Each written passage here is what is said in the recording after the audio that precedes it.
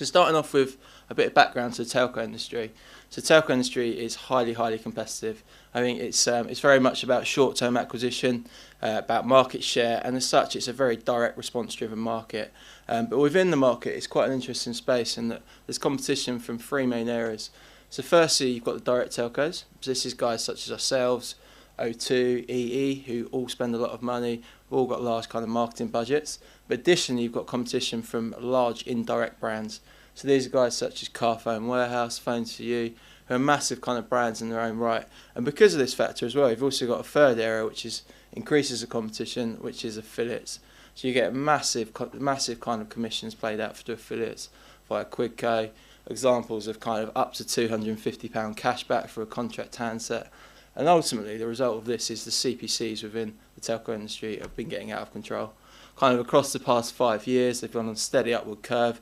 And I suppose we came to the conclusion around 2.5 years ago that we couldn't carry on spending this much money in paid search. It was kind of becoming unsustainable to get the same results we needed back from search. And very quickly paid search, if you go back 5 years, would have been our most efficient kind of online marketing channel, and arguably our most efficient channel even when you put in econometric factors.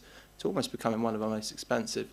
So as such, to quote Ed, we went on the journey around 2.5 years ago. We started working with Arena as an agency, who've been kind of a fantastic partner for us over the past couple of years, and began to look at how we can ramp up our SEO to reduce our overall paid search costs.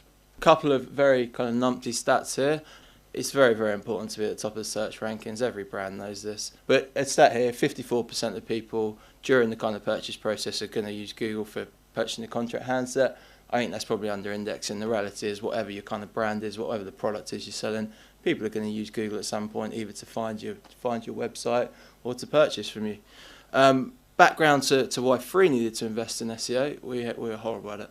So our website was built terribly for it. We kind of, although as an organisation we produce lots of content, we're quite a large organisation with lots of different areas. Content kind of strategy is very fragmented.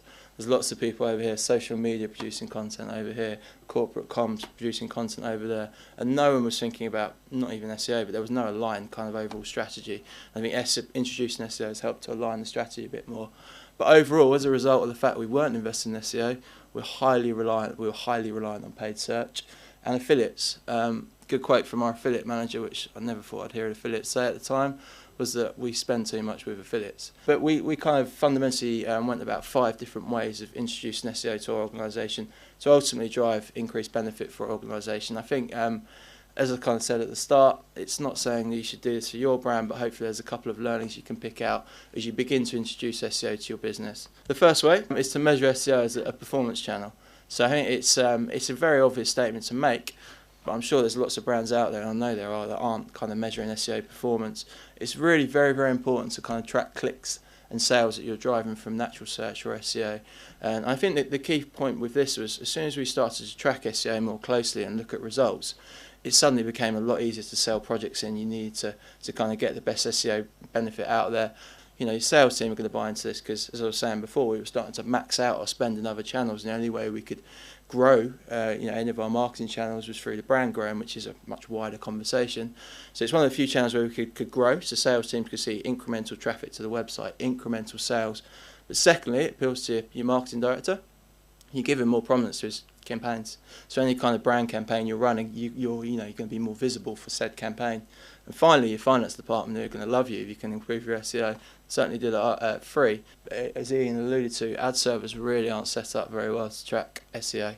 So as you start to dedupe SEO against your other kind of online marketing channels, you're going to face some difficulties. And I think it's fair to say we are facing those difficulties. We've recently switched over to DoubleClick as an ad server. And there's problems. So I think that it's an obstacle you potentially do need to overcome, and then potentially look at the different ways, as Ian talked about earlier. But I think kind of my opinion is that it's probably going to move to first-party cookies, and I think ad servers are going to have to adapt to that. But additionally, it's kind of through tracking SEO, there's an impact on your other media channels.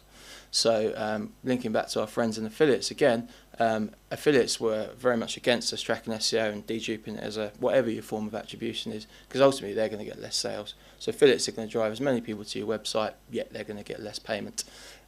Same for kind of the other direct channels as well. So your paid search CPAs are going to go up if you're looking at cost per acquisition perspective.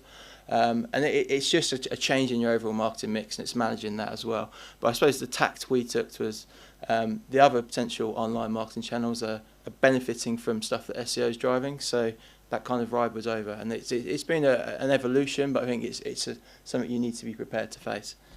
The second way, we've introduced SEO to our organisation. It's becoming a very important channel for us. It's through building out kind of the requirements we need for SEO. So I think the key point here is, and this is probably my small brain, and the fact that didn't really see the fact that SEO was such a big thing. It's much bigger than online marketing. So I thought it would just sit within the team I operate. It's much bigger than that. When we first started talking to the guys at Arena, there's obviously a massive reliance on your web teams. So from our perspective, we needed increased resource from our web developers, web designers, copywriters. And the big thing here was that we had to start writing almost new job specs. So very much new roles and responsibilities to be drawn out for different departments. And the other thing it highlighted to us was around content. So as I was saying, lots of different areas of content within our organisation. How do you begin to align that? How do you begin to get people thinking about SEO? Someone that's worked in PR for the last 20 years and is used to sending out articles to their press departments or newswires or whatever they send. It's a big kind of challenge to face. The third way, quite neatly linking to the previous slide, we've looked to introduce SEO to our organisation is through stakeholder management. And the big point to make here is that SEO really does need buy-in from your entire organisation. Again, a big learning for me personally has been the departments I've come into contact with since we started, increasing our SEO activity has been massive. There's people in our organisation, so we've got 500 people, our head office. There's people I've come into contact there I would never have come into contact with until we started talking about SEO. So examples are internal comms, corporate comms, procurement, not even about agency arrangement, some weird kind of combination of people you need to come into contact with, because SEO really will touch most areas of your business. And the way we found really effective to incorporate SEO into our organisation was through running SEO workshops. And there was actually a real appetite for, when we first started talking about between myself and Ian, it felt as though it might be a bit dry. But there was a massive appetite for it. So I think the thing that amazed me was people were really interested in Google and the way it works, the way the algorithm works.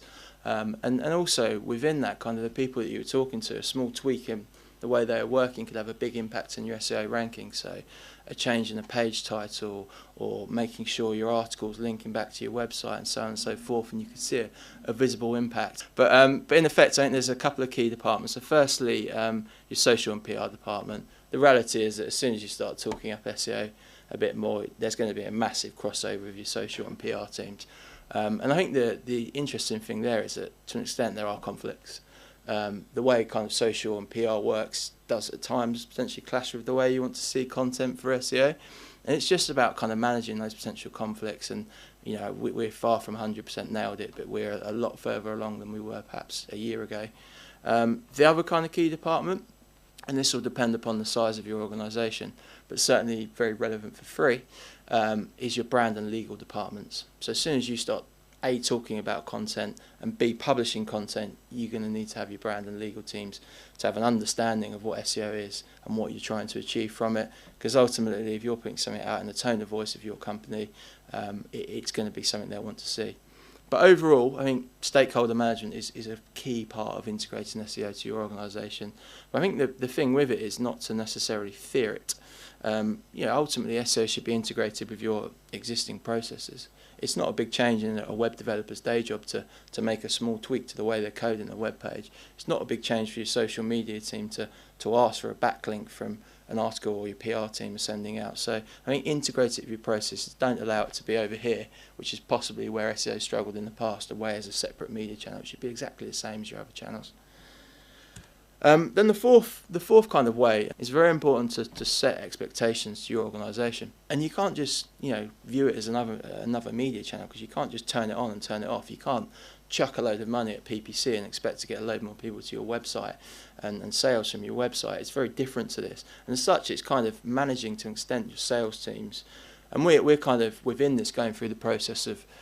We've termed it as building SEO nirvana, but it's kind of a long way off, and it's an evolution. I don't think you're ever going to reach SEO perfection, and that's a big kind of learning curve for us. And then the final The final way we've introduced SEO to our organisation is very much about creating a business case for any change you actually want to do. And I think the key point here is if you want to kind of make any change in your business, whatever kind of channel it is, whatever you want to change within your business, ultimately you're going to have to produce a business case. SEO is exactly the same. I think the thing you'll find with SEO that helps to sign off any kind of projects is the fact that it is so efficient and it potentially is incremental volume for you to drive as well. But ultimately, you know, for the smallest kind of thing we want to change on our website, we've got to produce a business case.